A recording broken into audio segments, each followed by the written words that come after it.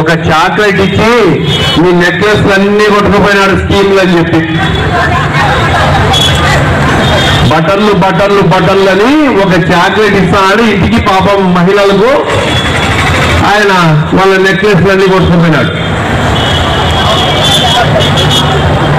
అన్ని అబద్ధాలు, ప్రగల్భాలు, ఎక్కడ చూసినా అవినీతి విలయ తాండవం ఆడుతుంది.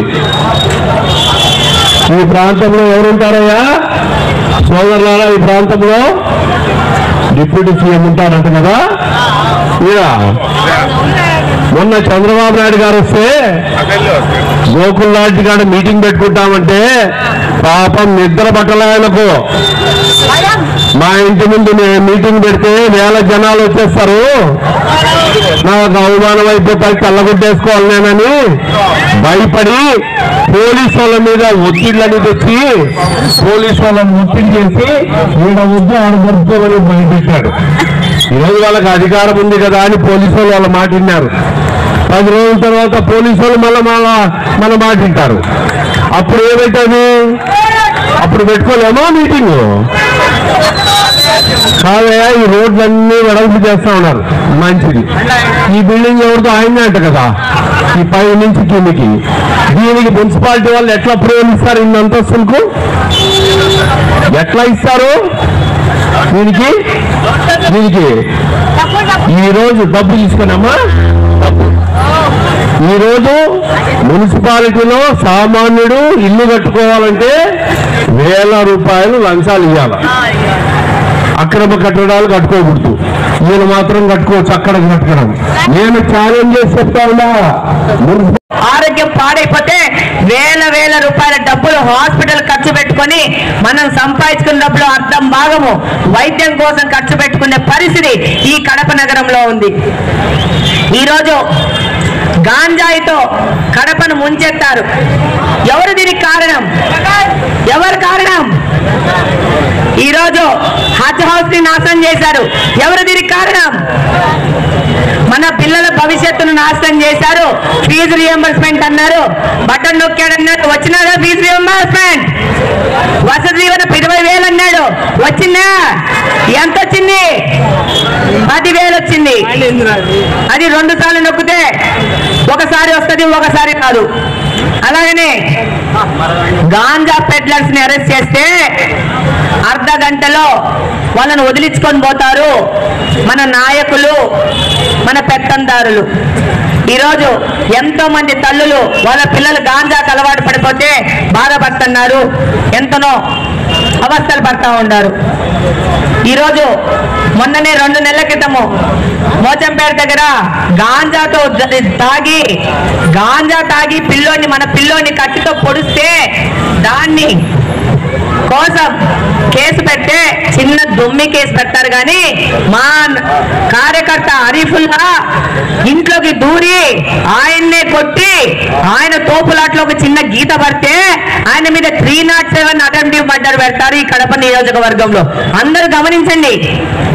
ఆ పిల్లోడికి ఇక్కడ పొడిస్తే 3 ఇంచుల లోపల కత్తిపోతే పొడిసిన పిల్లోడి మీద చెస్ట్ 2 తోపులాట్లు దోచుకుంటే దెబ్బ తగిలిందని చిన్న కేసు పెడతారు. కానీ మన మీద దాడి చేసి మన పిల్లోని కొట్టి మన పిల్లోని పోలీస్ స్టేషన్కి ఎత్తపెట్టి పోలీసుల ముందు కూడా చాలా ఎమ్మెల్యే కొడుతుంటే ప్రశ్నించలేని స్థితిలో ఈ పోలీసులు కానీ ఈ వ్యవస్థ ఉందంటే మనం ఏ పరిస్థితిలో ఉన్నామో మనం కూడా గమనించుకోవాలా. ఈరోజు ఎదురు తిరిగిన వారిపై కేసులు, భౌతికంగా దాడులు, లేకపోతే అనరాటు మాట్లాడుతున్నారు. నన్నేమన్నారు? గంగిరెద్దు అన్నారు. అన్నారా? చేయి పైకెత్తన్నారు అన్నారా? బుడబుక్కలు అన్నారు.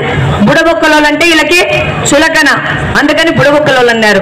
ఈడ పోస్ట్ బ్యానర్లు వేసుకుంటే మన పండగలకి శుభాకాంక్షలు చెప్పుకుంటే ఫ్లెక్సీల రాని అన్నారు. ఎందుకు వస్తోంది అంత బాధ? ఏమి నేను మీ ఇళ్ళకందరి ఇంటికి వస్తున్నానా? మీ సమస్యలు తెలుసుకుంటున్నానా? మీ సమస్యలు తీర్చాలా? నేను వస్తున్నాను, నాకు ఓటు ఏమండి అని అడుగుతున్నందుకు కడుపు మండి వాళ్ళు నన్ను ఇన్ని మాటలు మాట్లాడతారా? నన్ను ఎందుకు మాట్లాడారా? నీకు 2 కాళ్ళు ఉన్నాయి, ఉన్నాయి, నీకు కారు ఉంది, నువ్వు నడుచుకుంటూ పో, ప్రతి ఒక్క ప్రజల ఇంటికి పోయి మాకు ఒక ఎజెండా ఉంది, మాకు ఒక ఫార్మేట్ ఉంది, మా సారు సూపర్ 6 అని చెప్పి ప్రతి ఒక్క ఇంటికి రేషన్ కార్డు ఉన్న ఒక ఇంటికి 3 సిలిండర్లు ఇస్తామన్నామా లేదా? ఉచితంగా ఇస్తామన్నాం. ప్రతి ఒక్క బిడ్డ చదువుకోవాలా, 15,000 రూపాయలు ట్యూషన్ ఫీజు కింద ప్రతి ఒక్క బిడ్డకి ఇస్తామన్నామా లేదా? 18 సంవత్సరాల నుండి 59 సంవత్సరాలు ఉన్న ప్రతి ఒక్క ఆడపిల్లకి నెలకు 1,500 రూపాయలు ఇస్తామన్నాం. ఆడబిడ్డ నిధి కింద ఇస్తామన్నామా లేదా? అలాగనే మహిళలు ప్రయాణం చేయాలంటే ఉచితంగా బస్సు ఇస్తామన్నామా లేదా? ఈ రోజు ఇంకా మంచినీళ్ళు కుళాయి కనెక్షన్ లేని వాళ్ళకి కుళాయి కనెక్షన్లు ఉచితంగా ఇస్తాము. ప్రతి ఒక్కరు మంచినీళ్ళు తాగాల, వాళ్ళకి మంచి రక్షిత మంచినీళ్ళు ఇచ్చే లక్ష్యం తెలుగుదేశం పార్టీ వస్తున్నామా లేదా? ఇంకా 20 సంవత్సరాల నుండి ఉద్యోగాలు రాని యువతకి నెలకు 3,000 రూపాయలు చిన్న సహాయం, అది పెద్ద సహాయం కాదు. నిరుద్యోగ బుద్ధి ఇస్తే వాళ్ళు పరీక్షలకు పోవడానికి కానీ ఇంటర్వ్యూలకు వేరే ఊర్లకు పోవాలంటే బస్సు ఛార్జీల కోసం ఒక 3,000 రూపాయలు ఇస్తే అమ్మా నాన్న మీద డిపెండ్ అవ్వకుండా ఉంటారన్న ఒక ఉద్దేశంతో ఇస్తే నన్ను గంగిరెద్దు అంటారు. మీరు పోవచ్చు, మీరు ప్రతి ఒక్క ఇంటికి పోవచ్చు, మీరు చెప్పచ్చు, మీరు కబ్జాలు చేస్తారని చెప్పుకోండి, భూములను ఆక్రమిస్తామని చెప్పుకోండి, ప్రజల మీద దాడి చేస్తామని చెప్పుకోండి, మీరు చెప్పుకోండి ఆడవాళ్ళ మీద దాడి చేస్తామని. మీకు ఒక ఫార్మెట్ ఉంది కదా, రాష్ట్రం మొత్తము వైసీపీ నాయకులకంతా ఒక ఫార్మెట్ ఉంది కదా, మేము వాళ్ళందరము మీరందరూ భూమి కబ్జాలు చేస్తామని చెప్పుకోండి. మేమేమన్నా కాదంటున్నామా? మీకేమన్నా చైన్లు కట్టామా, తాళ్ళు కట్టామా, ఇంట్లో ఏమన్నా అరెస్ట్ చేసి పెట్టామా? ఏం చేయలేదే. ఈరోజు ఈయన ఉన్న మస్జిద్ మీద దాడి జరిగితే పిల్లోళ్ళు ఆయన మీద కోపం వచ్చి ఏదో చేస్తే వాట్సాప్లలో వీడియోలు పెడితే ఆ పిల్లోళ్ళందరూ మా ముస్లిం అన్నదమ్ములందరినీ పోలీస్ స్టేషన్లో వేసి అరెస్టులు చేసి రాత్రిపూట పోలీస్ స్టేషన్లో పెడతారు. ఎందుకయ్యా? నీ తప్పులు కరెక్ట్ చేసుకొని ఆ పిల్లోళ్ళకి అండగా ఉండు. అది చేతగాలే, నువ్వు ప్రశ్నించావు కాబట్టి నిన్ను తీసుకుపోయి పోలీస్ స్టేషన్లో వేయాలా, నీ మీద కేసులు పెట్టాలా, నిన్ను ఆర్థికంగా మానసికంగా నిన్ను ఇబ్బంది పెట్టాలా. ఈ విధంగా 5 సంవత్సరాల నుంచి పోతుంటే ఈరోజు పింఛన్లు అడిగితే నా చేత ఏమీ లేదు, ఎంపీ గారు మాత్రమే ఇస్తారన్నారు. మరి ఎంపీ గారు ఇస్తే ఎంపీని ఒక్కనే ఎన్నుకుంటాం కదా, మరి నువ్వెందుకు మాకు? నువ్వు ఇవ్వలేవు కదా, పింఛన్లు ఇప్పించలేవు, రేషన్ కార్డులు ఇప్పించలేవు, ఏమి ఇప్పించలేవు. మరి ఇప్పించలేనప్పుడు మాకెందుకు? ఎంపీ ఇస్తా, ఎంపీ దగ్గర ఇప్పించుకుంటావు. అదే మళ్ళీ నేను చెప్పేది. ఎందుకు నీకు చేత కానప్పుడు నువ్వెందుకు రాజకీయాల్లో?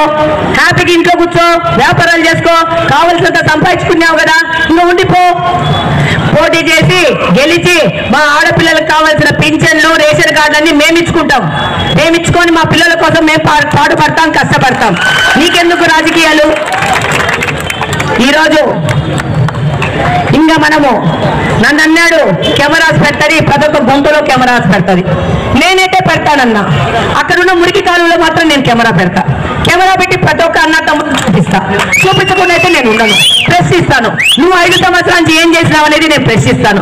ప్రశ్నిస్తే ఆమె దగ్గర డబ్బులు దండిగా ఉన్నాయి కాబట్టి కెమెరాలు పెడతాది, ఆమె దగ్గర సోషల్ మీడియాలో చాలా డబ్బులు ఉంది కాబట్టి ప్రకటిస్తుందని.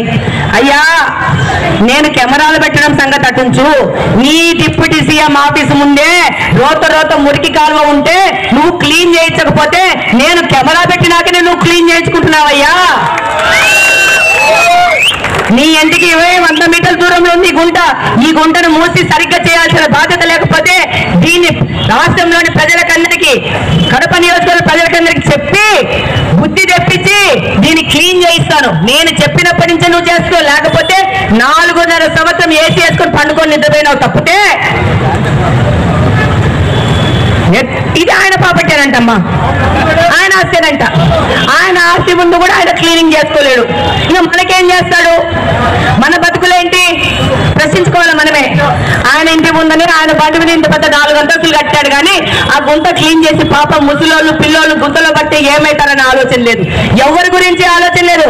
మనం 4 అంతస్తులు కట్టామా, 10 అంతస్తులు కట్టామా, మినిస్టర్ కళ్ళు ప్యాలెస్ కట్టుకున్నామా, ఇంకా 10 వెంచర్లు వేసుకున్నామని తప్పితే ప్రజల గురించి ఆలోచన లేదు, ప్రజల బాధల గురించి ఆలోచన లేదు. కానీ ప్రశ్నిస్తే మాత్రం గంగిరెద్దు అంటాడు, బుడబుక్కలు అంటాడు, సోషల్ మీడియాలో ట్రోల్ చేసి మానసికంగా బాధ పెట్టాలనుకుంటాడు. కానీ నీ చేత కాదు నన్ను బాధ పెట్టడము.